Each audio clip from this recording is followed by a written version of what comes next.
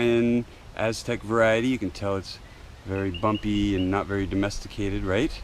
And this is the Hershey's variety. This is what your Hershey's is made out of, your standard Hershey's chocolate. And this is old school, but this is even older, right? And how you tell that the pot is ready, you can shake it, right? And there's a rattle, you can hear the beans inside. And then if it was on the tree, and I'm not sure, I can scrape the skin, right? Just scrape the skin, and there's no green, right? That's a good indication that it's ready to pick. Also the development of the ridges, and each variety is different. You just have to know your variety. So don't go away and learn how to make chocolate. Here is some pods on the tree, the leaf, the bark, the tree. Here's some smaller ones.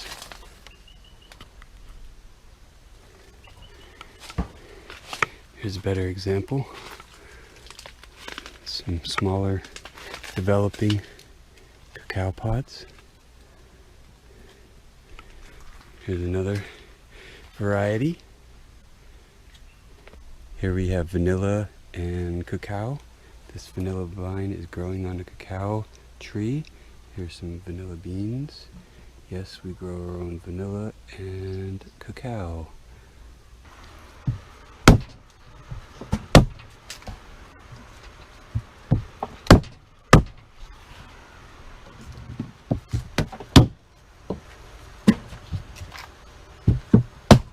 Oh, I busted that one up good.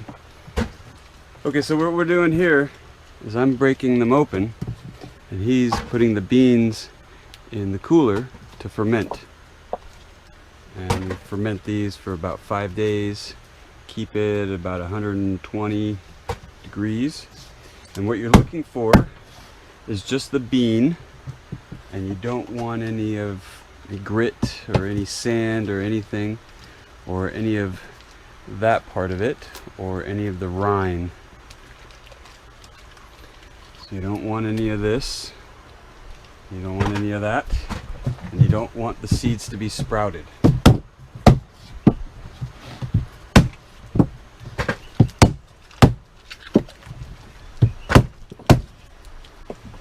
I don't think we have any sprouted ones here, so I won't be able to show you what a sprouted seed looks like, but it's fairly obvious what a sprouted seed looks like, and you just don't want any of them in the container.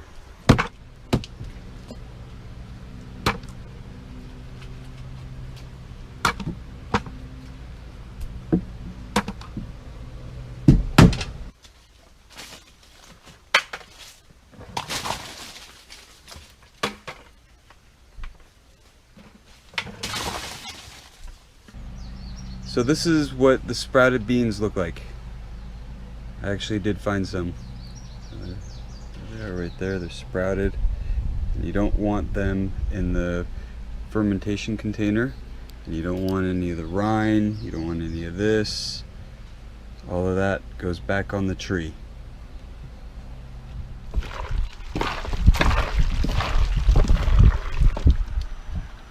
So we're getting everything that we don't want in here out of here.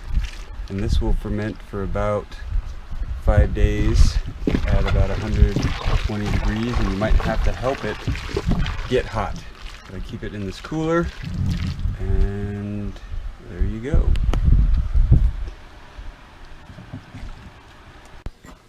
And we're gonna put some of this into that and get the thing fermenting. This is still cold and inactive, right? So I can drain this one more time this afternoon before I put this in there, and this will be fizzing and going off pretty good by that time. And there's vinegar with the mother in there, you know, live vinegar bacteria and probiotic stuff and some yeast. And then you'll add that in after we get the juice that we want to drink right now. Yeah. So this is basically yeast to start the fermentation. And I'm going to show you that we're going to collect some of the juice. This is very rare, extremely rare, that you would actually get to see cacao juice from the bean.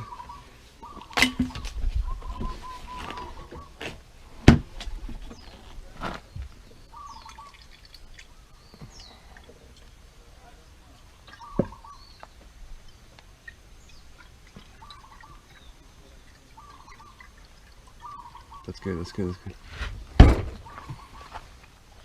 Oh. There you go. Cacao juice. Let's test her out.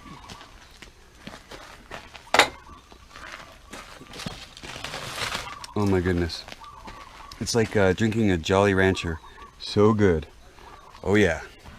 At the bottom of the cooler, where we're going to put the seeds, you want something like this so you can collect the juice from the beans, the white part that comes off the beans. Here are some beans that have been fermenting for about 3 days. Now I want to mention this is a dry fermentation. They have a nice sweet vinegar smell. It's not a dirty sock kind of funky smell. It's actually pleasant for a vinegar smell. And I want to mention, like I said, it is a dry fermentation. Now when you collect the juice, the first day or two is good, but then you want to add, on the second day, you want to add some yeast and a little bit of vinegar to start the fermentation process. But that's after you drain the juice, because the juice is good without being fermented. Of course you can ferment it and you can make like a cacao juice wine, which is really good. So now what you want to do is you want to ferment these beans for 5 days total. If you go over 5 days, they could get kind of funky. Of course you don't want any bugs, and like I said, it's a dry fermentation. You drain it every day, you mix it twice a day, and you want to keep it above 104 degrees. And there's a little trick by adding hot water bottles inside here. There's a hot water bottle buried in here, and that will keep it warm. And then these coolers will keep it warm. So I'm going to shut this lid to keep the heat up, to keep the fermentation going.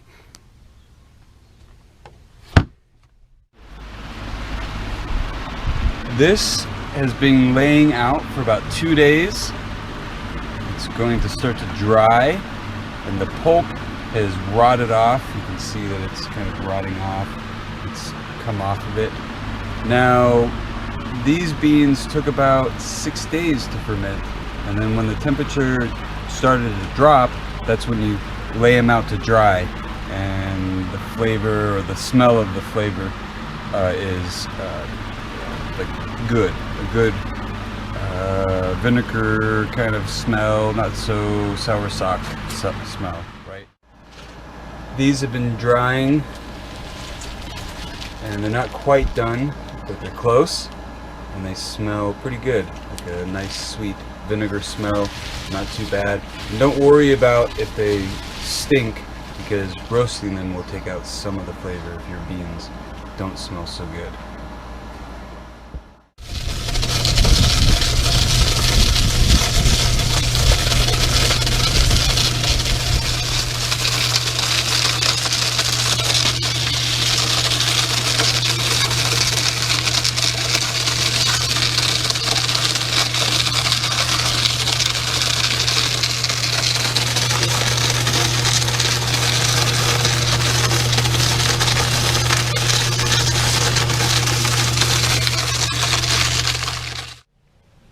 In this step, we are separating the inside of the bean from the outer shell, the outer parchment or chafe. Here, let's find one. Yeah, this is easier to crack. You see the inside, just the nibs. This is before roasting, and then you roast them after you separate this part from the innard, right, of the bean. And I'll show you the setup with a champion juicer and a fan. Beans go in the champion juicer right in here, no screen, and come out the bottom. Fan is blowing here, comes out the bottom right here. The fan blows, separates parchment and the bean. There you go. Simple, easy, effective, cheap way to do it. Not that labor intensive. You could set up other rigs, and it just takes time to build it and maintain it. And you know, if you're just a homestead and you're not doing a whole lot of production, this works just fine. There you go.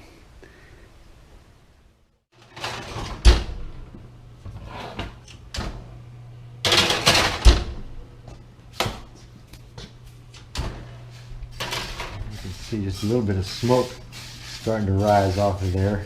About time to turn that temperature down. You see it's starting to get a dark color to it. And you can smell it.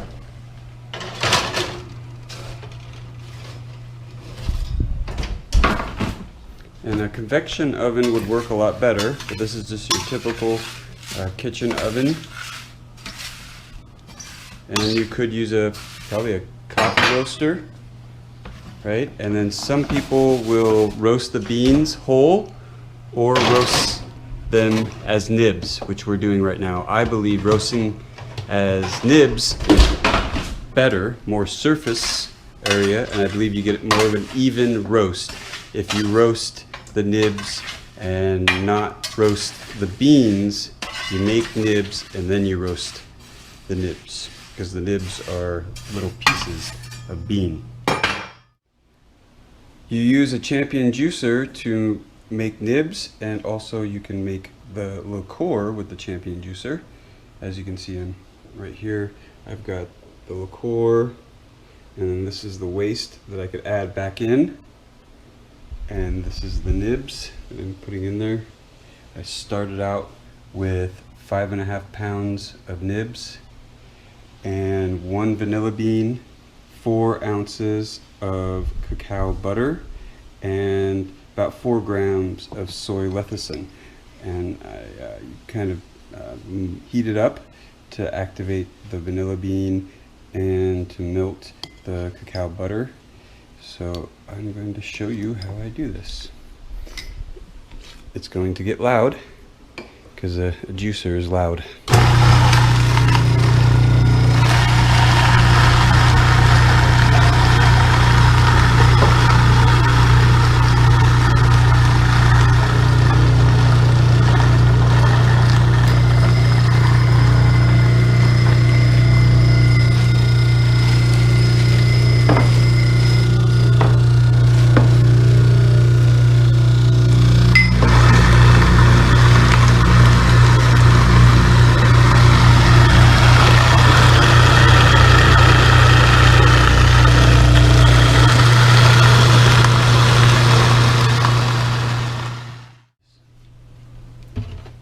So this is the chocolate liqueur.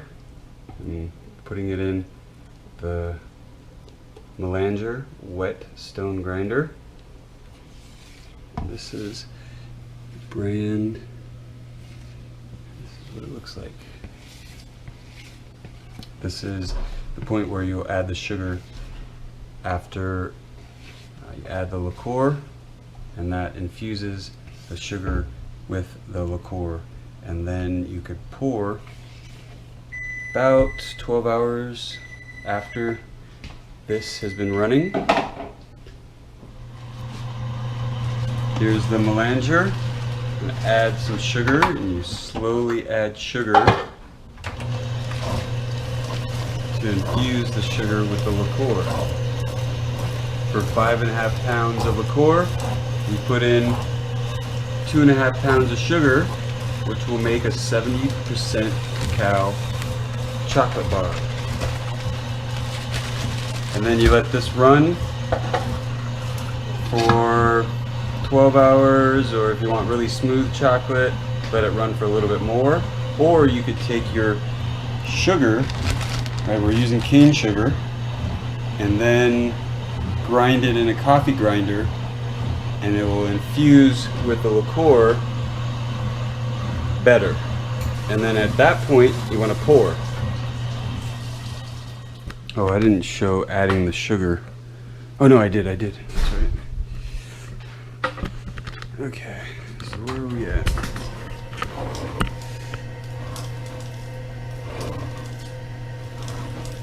What's the temperature? 94.8. 94.8, so 95. 95. Okay, so it's ready to add the seed, and this is one method of tempering chocolate, because this has been running and the sugar has been infused, and we got some cacao butter that he's placing in there, and this will start the process of aligning the crystals so we can temper the chocolate. You just got to make sure that you stir it up really well. You know, you got to stir it and make sure the seed is in there completely, and that the temperature is 95. You don't want to go any lower, and you don't necessarily want to go any higher, because if it drops down below 95, you might have to bring it back up to 105 to break the crystals starting to temper. So he's going to mix this up, take out the stone, and we're about to pour.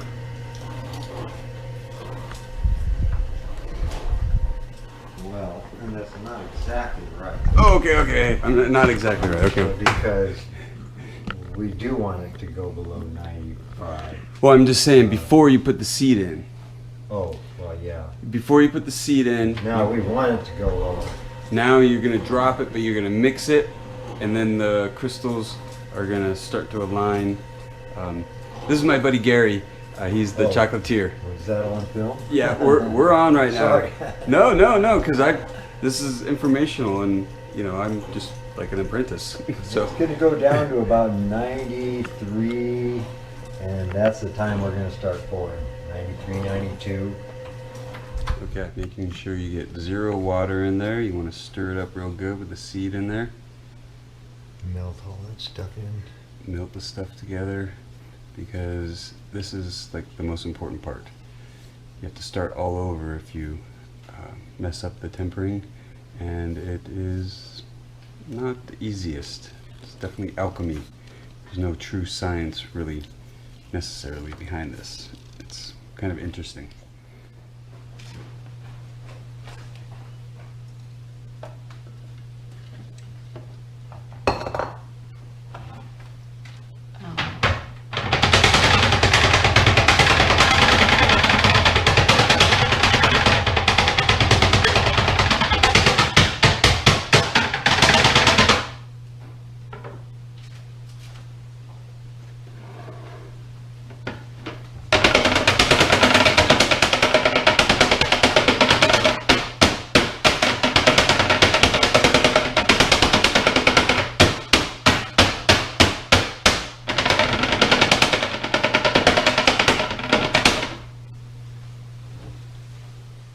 Okay, I've trimmed some of the bars.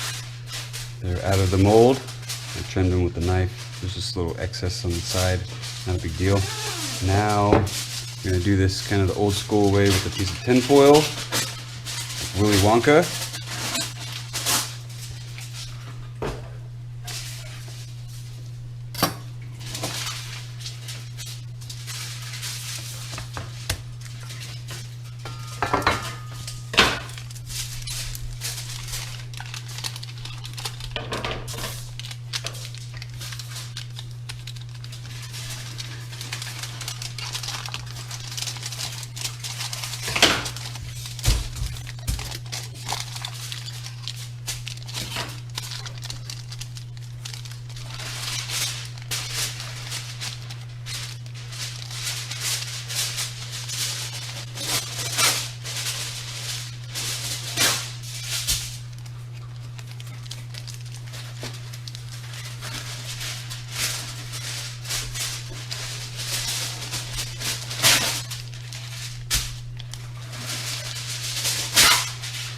There you go. Bar of chocolate. Homegrown, homemade, homestead chocolate.